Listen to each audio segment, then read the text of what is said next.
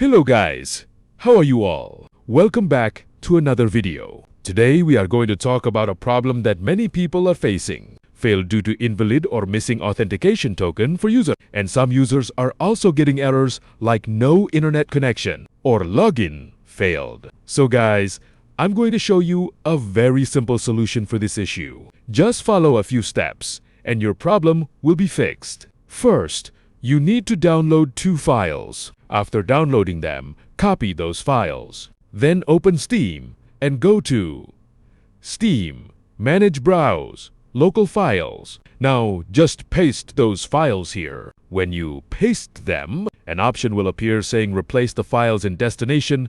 Click on that. After that, do not launch the game from Steam.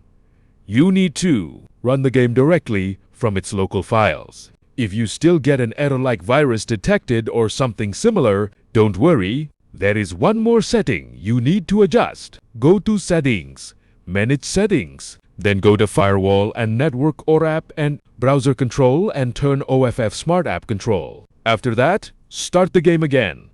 And it should run without any errors. I'll also show you that everything is working properly and you can join any server easily.